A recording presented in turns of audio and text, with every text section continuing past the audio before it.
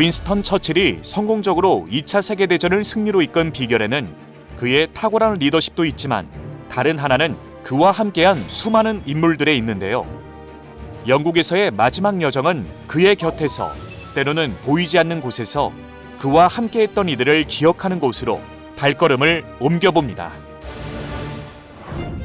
첫 번째는 런던의 뉴본드 스트리트에서 만날 수 있는 미국의 대통령 프랭클린 루스벨트입니다. 루스벨트와 처칠이 마주보고 있는 이 동상은 2차 세계대전을 두 나라가 함께 승리로 이끌었다는 상징적인 의미가 담겨 있다고 하는데요. 2차 세계대전의 성패를 갈랐던 가장 중요한 원인은 뭘까요? 당연히 여러 가지가 있었겠지만 그중에 단 하나를 꼽으라고 하면 미국이라고 하는 나라의 힘을 어떻게 평가했느냐에 달려있을 겁니다. 윈스턴 처칠은 처음부터 절대 영국만의 힘으로 승리할 수 없다는 걸 너무나 잘 알고 있었어요. 그는 처음부터 미국을 반드시 우리 편으로 끌어들여야 된다고 생각을 했던 거죠. 반면에 히틀러는 미국의 힘을 과소평가하고 미국의 적이었던 일본의 힘을 과대평가했습니다. 결국은 미국이라는 나라를 얼마까지 이해하느냐라는 그 두 지도자의 어떤 이제 인식이 2차 세계대전의 승패를 갈랐던 거죠. 처칠은 2차 세계대전이 시작된 이후 미국의 원조를 요청하며 루스벨트에게 약 1,100통의 편지를 보냈고 직접 미국의 전쟁 참여를 호소하는 라디오 연설을 하기도 했습니다.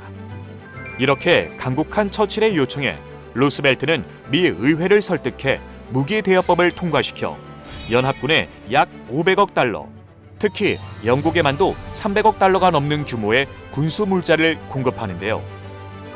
서로를 바라보는 동상의 미소는 전쟁 도중에 유일하게 그렸던 풍경화를 선물할 만큼 진했던 국경을 초월한 두 사람의 우정을 떠올리게 합니다.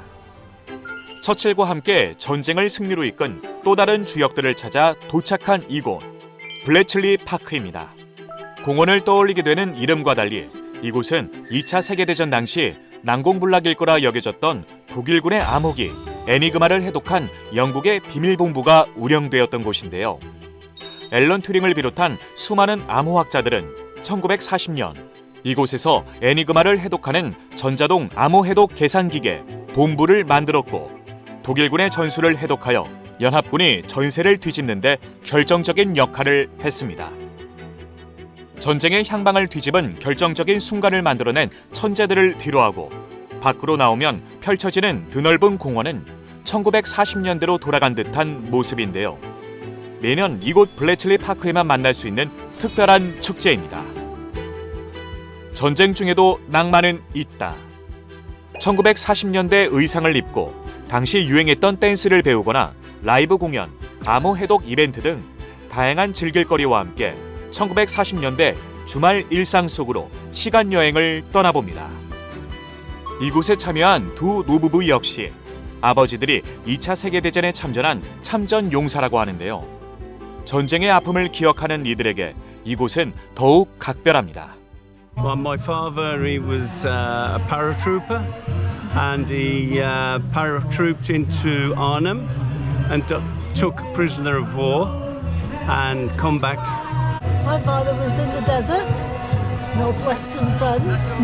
He was a tank commander, engaged in 2 battles with Rommel, and unfortunately he was killed. We both have a big part of the war. Our parents. Unfortunately, she never seen her father. Because Bletchley Park, ladies and chappies such as yourselves, as young as yourselves, are working on codes night and day to break the German code. That in a nutshell. And they could not talk about anything at work, nothing at all. They were very secretive. And it wasn't until later years that people and their families found out what they did. So yeah, very interesting, very secretive. 출신도 전공도 다양한 수많은 암호 해독 요원들 중 약 75%가 여성이었다고 하는데요. 보이지 않는 곳에서 한 척의 전함이라도 한 명의 군인이라도 더 살리기 위해 고군분투했던 여성 암호 해독 요원들의 모습을 떠올려 봅니다. 다음으로 만나볼 2차 세계대전을 승리로 이끈 숨겨진 조력자는 바로 불굴의 의지와 끈기로 함께한 영국의 국민들인데요. 1940년 6월 프랑스가 함락되고 8월 10일부터 독일 공군과 영국 공군은 영국 남부 상공에서 치열한 공중전을 벌였습니다. 영국의 공군은 주요 시설에 연이어 타격을 받으면서도 휴 다우딩 전투기 사령부 총사령관의 지도 아래 필사적으로 영국 본토를 지켜냈는데 안간힘을 쏟아부었죠. 필사의 사투에도 불구하고 영국 남부의 영공은 점점 독일의 손아귀에 넘어가는 듯 했는데요. 그러던 어느 날 전쟁의 승기가 다시 영국으로 기우는 결정적인 사건이 발생합니다.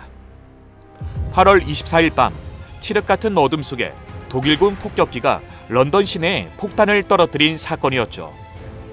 이에 처칠은 베를린 보복 공습을 단행합니다.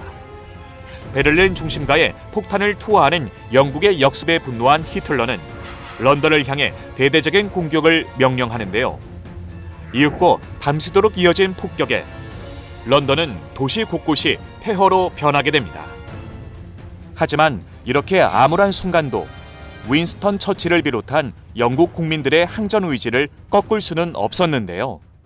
Confidence that if all do their duty, if nothing is neglected, and if the best arrangements are made, as they are being made, at any rate, that is what we are going to try to do. Advance Britannia. Long live the cause of freedom. 윈스턴 처칠의 연설은 영국 국민들에게 승리할 수 있다는 새로운 희망과 의지를 이끌어내는 데 큰 역할을 했고, 시가지는 파괴되었지만 영국의 국왕을 비롯한 지도부와 국민들은 방공호와 지하철로 피신하며 전쟁 가운데에서도 평범한 일상을 이어나갔습니다. 1941년 5월 약 11개월간 이어진 영국 본토 항공전은 마침내 영국의 승리로 막을 내리게 되는데요. 런던 곳곳에 있는 이런 다양한 기념비와 조형물들을 바라보며 나라를 지키기 위해 용감히 전쟁에 뛰어든 수많은 사람들의 숭고한 희생 정신을 다시금 떠올려 봅니다.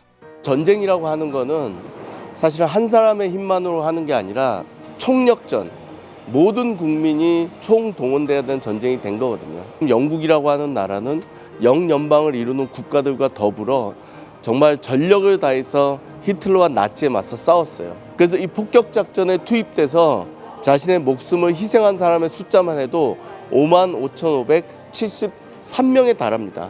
근데 결국 이런 한 사람 한 사람의 희생에 기초해서 영국은 그리고 연합군은 히틀러와 나치에 대해서 최종적으로 승리를 거둘 수 있었던 거죠. 처음부터 희생이 없는, 전쟁이 없는, 평화롭게 공존할 수 있는 그런 사회를 만들 수 있다면 얼마나 좋을까. 결국 인류는 그런 영원한 평화를 꿈꾸는 거죠. 윈스턴 처칠은 위대한 전쟁 지도자였지만 어쩌면 더 위대한 지도자는 그런 전쟁을 미연에 방지할 수 있는 지도자가 아닐까. 그런 지도자가 계속 나와야겠죠. 그런 생각이 듭니다. 이후 미군의 참전으로 다시금 세력을 규합한 연합군은 다시 서유럽을 탈환할 계획을 세우는데요. 전쟁이 판가름나는 최대의 격전, 1944년 6월 6일 노르망디 상륙작전이었습니다. 미국의 아이젠하워를 총사령관으로 육군 15만 6천 명, 함대 4천 척, 전투기 2만 5천 대라는 어마어마한 병력이 프랑스 노르망디 해안에 상륙하는데요. 연합군이 파리 탈환에 성공하고 소련과 양쪽에서 공격을 가하자 1945년 4월 말 히틀러가 스스로 목숨을 끊고 마침내 5월 8일 독일이 항복하며 유럽 전역에 드리웠던 전쟁의 그림자가 비로소 걷히게 됩니다. 영국이 승리를 위해, 생존을 위해 끊임없이 투쟁하던 그 순간 가장 앞에 서서 불굴의 의지와 리더십으로 평화를 되찾고자 노력했던 윈스턴 처칠. 그러나 그는 종전 이후 상황을 논의하기도 전에 1945년 열린 총선거에서 노동당이 승리하며 총리의 자리에서 물러나야 했습니다. 이후 끊임없이 재기를 노려 총리의 자리에 복귀하는 데 성공하기도 했는데요. 하지만 전쟁터에서, 의회에서 수많은 전쟁을 치러낸 그의 시대도 서서히 저물어가게 됩니다. 1955년 총리직을 사임하며 정계에서 완전히 은퇴한 처칠은 1965년 1월 24일 90세를 일기로 영원한 난식에 들게 됩니다. 윈스턴 처칠의 장례식은 평민으로서는 처음으로 국왕과 왕실 일가가 직접 참여한 국장으로 치러졌는데요. 많은 이들의 눈물 속에 처칠의 유해는 런던을 떠나 자신이 태어났던 블레넘 인근 블레이든의 세인트 마틴 교회에 묻히게 됩니다. 처칠 그 가족들의 이 가족묘가 있는 곳 거긴데, 근데 지금 여기에 이제 윈스턴 처칠이 평생 사랑했던 와이프 클레멘틴하고 같이 이렇게 묻혀 있습니다.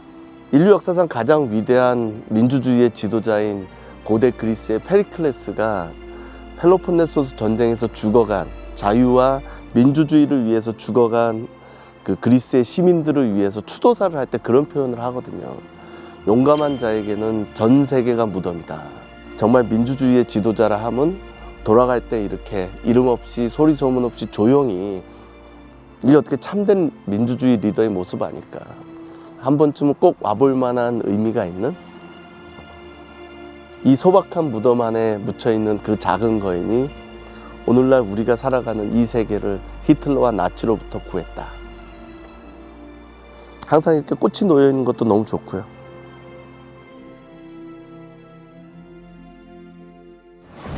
(2024년) 신세계 지식향연은 세상을 바꾼 작은 거인 윈스턴 처칠의 삶을 따라 걸으며 위기의 시대에 더욱 빛을 발했던 그의 리더십을 돌이켜보고 있습니다. 우리가 사는 오늘날 21세기 역시 처칠의 시대와 같이 세계의 질서와 평화가 도처에서 위협받고 전쟁의 상흔이 곳곳에 아로 새겨지고 있는데요. 미증류의 위기를 극복해낸 위대한 리더 처칠.